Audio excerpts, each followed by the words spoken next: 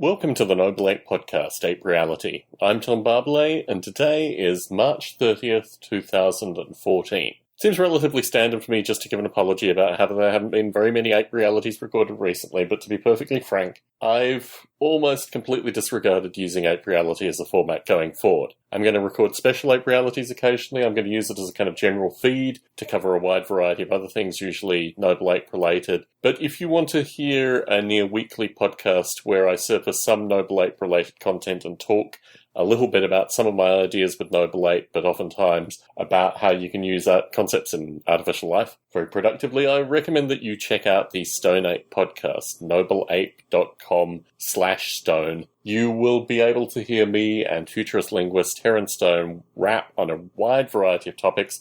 I've heard from some folk, Gerald Jung in particular, that the Stone Ape format is just a bit too eclectic, a bit too much additional stuff for his interests. However, my hope is that a general listener group, the folks that regularly tune into Ape Reality, will be able to easily convert over to the Stone Ape podcast and get the format. If you're not currently listening to the Stone Ape podcast, but you're listening to Ape Reality, or you've tried the Stone Ape podcast and you don't like it, then please let me know, because then I will be motivated to record more Ape Reality podcasts. But as these things happen, what has gone on really with the Biota podcast and Ape Reality is just that I haven't gotten any degree of listener interaction, and in stark contrast to Stone Ape and, of course, the ever-growing behemoth that is Model Rail Radio, my response has typically been that if I'm not getting listener feedback, I'll just continue to do what I'm doing, which is what's been going on with Noble Ape recently. Before I get into some of the deeper details with Noble Ape, I did want to talk a little bit about the concept of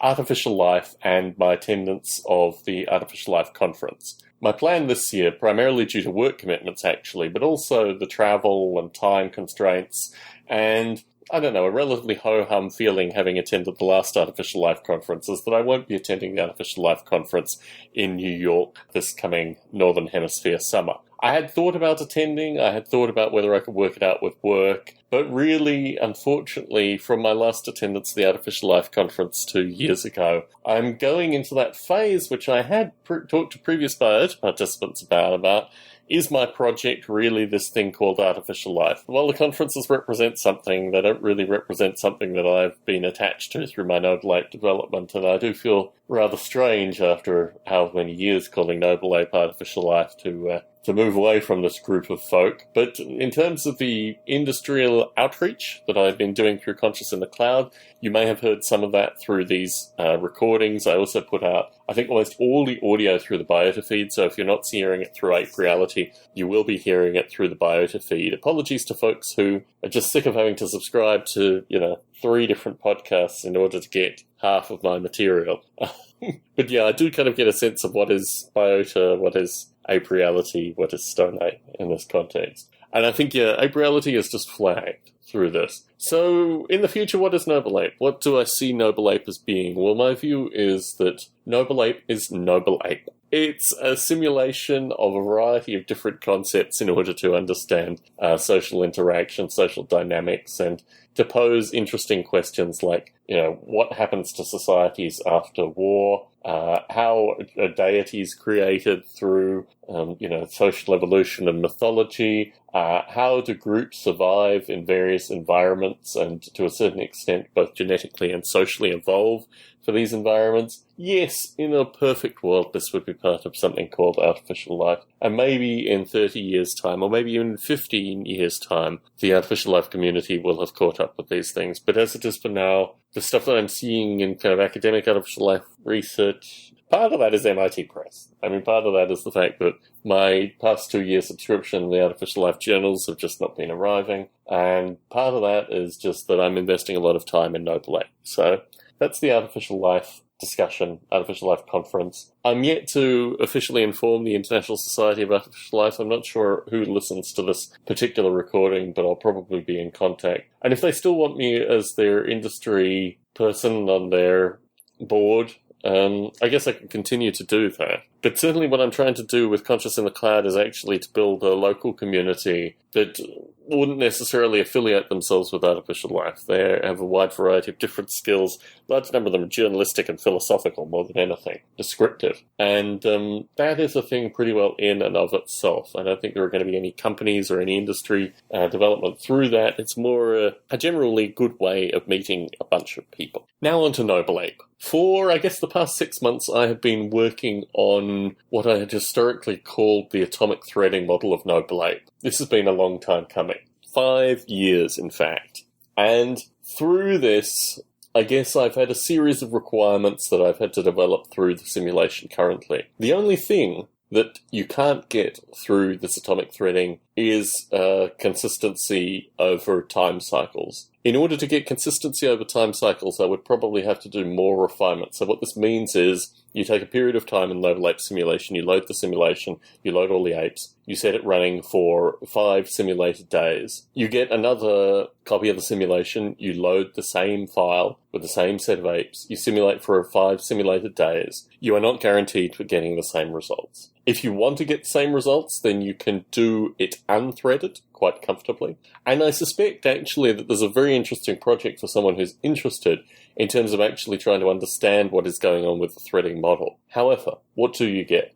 Well, with threading through the command line, and this is actually the GUI command line, which is where it's particularly more curious, you can get anywhere, well, you can get basically up to the number of processes optimization. It really is very extraordinary that I've gotten it to the point where if you have 8 processes, you will typically see a 6 to 8 times improvement, which is just mind-blowing. To see this running, actually, it's almost, well, when you see it running just through the GUI, you don't get that much. And I'm still trying to understand why. I think because the GUI has the main simulation thread on the main thread, or perhaps off the main thread, but sufficiently close. Through the command line, however, it's an independent thread that's actually running and driving all the other threads. And that seems to work considerably better than anything that's attached to the graphics update thread. So through this, particularly through the command line GUI combination, you just see phenomenally fast execution of the simulation, but at the cost of reproducibility over time. So I'm not really sure how much I want reproducibility over time. I just would like reliable execution and simulation at speed currently. But it's implemented. I mean, my interest actually is to get folks involved who do have a solid background in threading optimization and performance, so they can have a look at the ideas that I'm using and give me any pointers. I've done various things like weighting.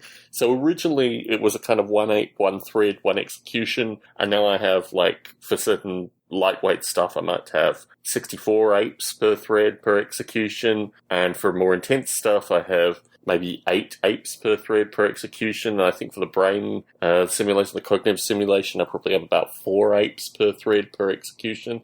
So part of that is just even weighting. But it is very scalable. I've tested it on 4-core processors and 8-core processors quite comfortably. I'm actually interested in finding 16 and 32 out in the wild. But so we now get to an interesting point. Do I actually work on the networking component of the simulation, which could ultimately kind of blow the roof off these possibilities, although obviously the communication of data is going to be the difficulty through this? Or, as I'm doing currently, I'm looking actually at the visualization component. Because I think the one thing that is really lacking currently with Noble Ape is a kind of compelling visualization element. I mean, we've had the Ocelot interface for, well, more than 10 years now. And I think I've tacked on as much to that as possible. It's an interface I like. I like various aspects to it. But I've been thinking quite critically about potentially top-down or true flat graphics isometric projection as being the next stage. Top-down gives a number of advantages. You could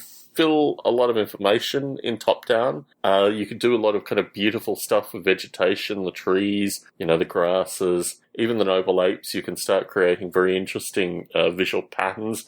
I would probably take it down to a resolution of maybe 256 by 256 pixels for the noble apes top-down, with a view that you could do some third patterning, could do some unique identification. Isometric projection, obviously, you get a lot of interesting stuff through that as well. You get the ability to have kind of text floating in the air, which has some benefits, particularly if you're passing on a lot of information in a relatively small area. Or I could do both.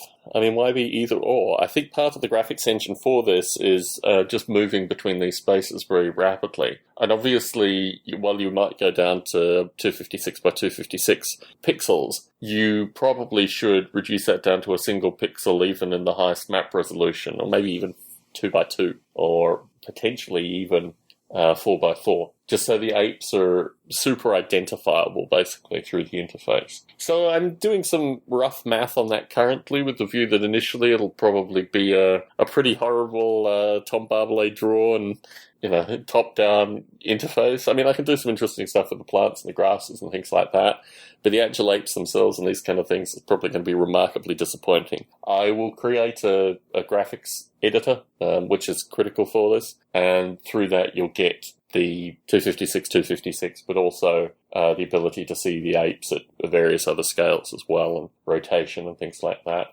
I'll probably only do the graphics editor for the Mac. I don't really have any incentive in doing it for any other platforms currently, although the underlying binaries will obviously, the underlying, graphical representations will obviously work for the other platforms too. If I had a particularly compelling or amazingly good graphical artist who I couldn't get a Mac to, I might consider, getting into Windows, what have you. I've done this through a couple of restarts, maybe 4 or 5 times through the history of Noble Ape. And I'm relatively mindful that, my original thought was actually to take the engine from Noble Warfare and bring that back, because I did do a basic, I don't know what you'd call it, like a voxel 3D animation thing for Noble Warfare at one stage, but I couldn't actually find that code. I looked for it. I probably need to go back to long historical backups. I think for a period of time it was probably checked in somewhere.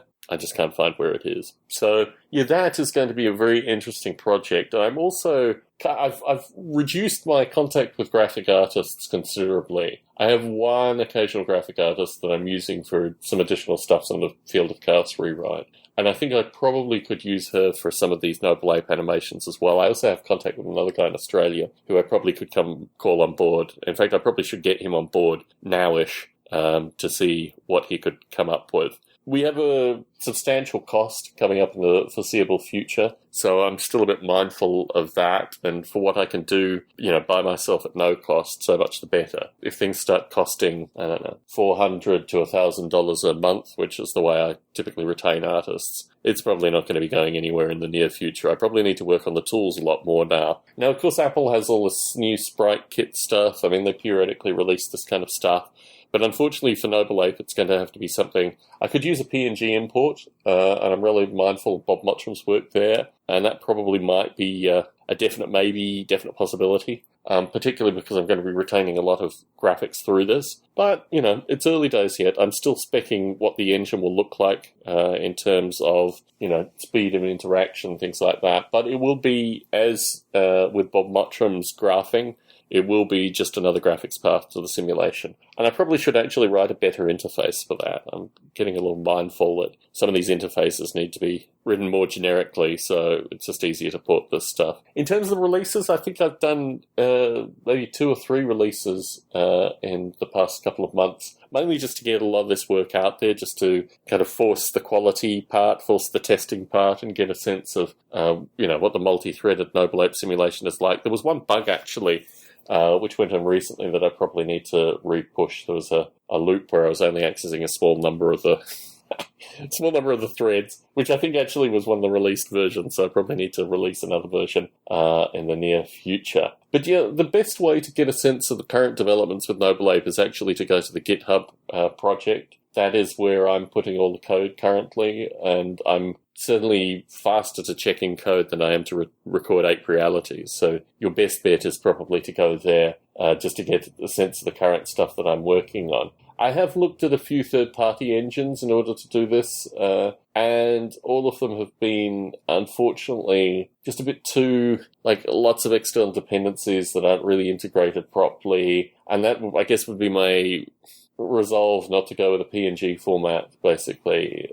Although it's pretty doable on most platforms, it just gives something else that has to be maintained. If I could do it relatively swiftly, so much the better. I've also looked at compression recently, in particular compression associated with the cognitive simulation, also compression associated with the weather. And that's going to be an ongoing project as well. I'm interested in like re-engaging with a set of developers, and historically what I did was use SourceForge for that, just as a means of getting in contact with developers that had a bit of idle time and were looking to work on things.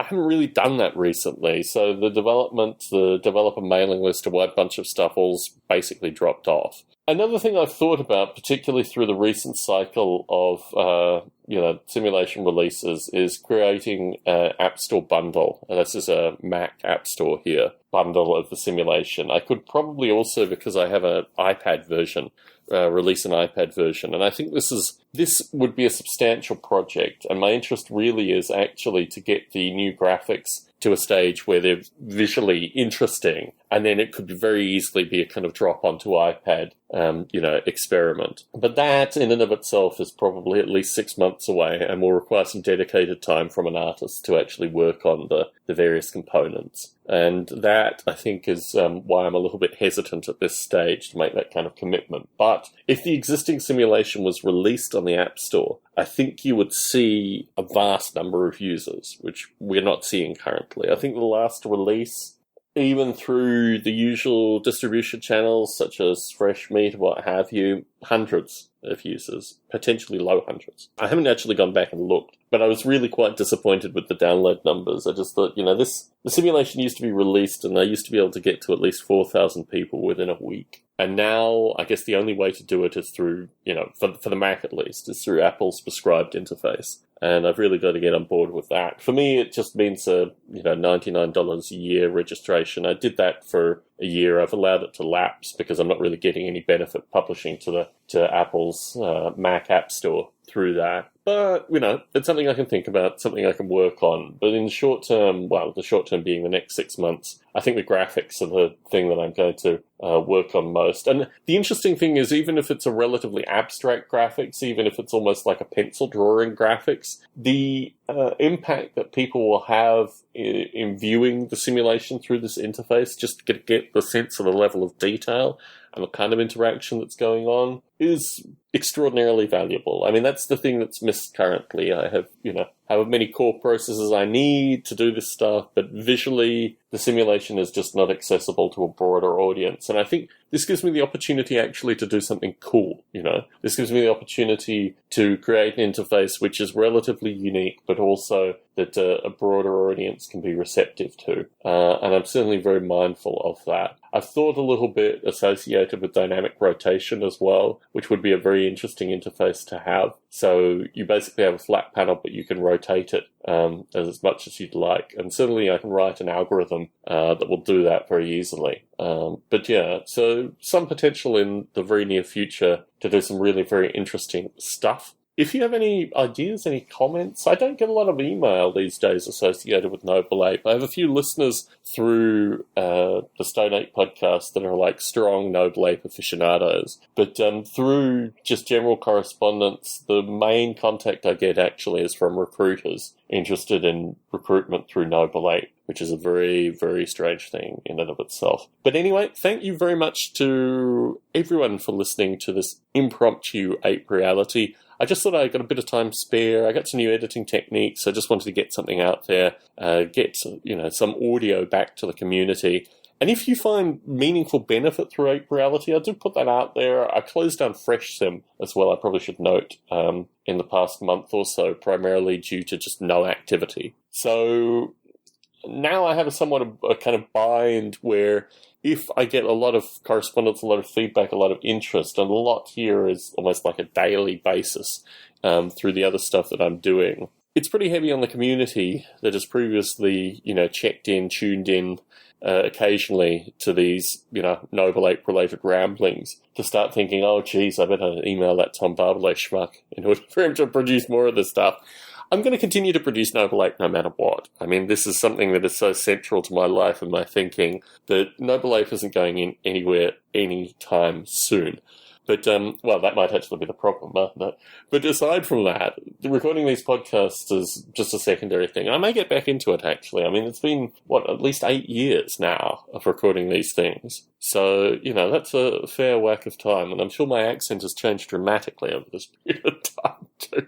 Anyway, Tom Barbalet in the San Francisco Bay Area, recording one of these ape reality things. Please do get in contact if you have any comments, any questions, any ideas. And stay tuned for more occasional periodic recordings. I might actually put in some video footage of the new interface when that gets up and running, because I think that's where things get very, very interesting. Anyway, Tom Barbalet in the Bay Area, signing out.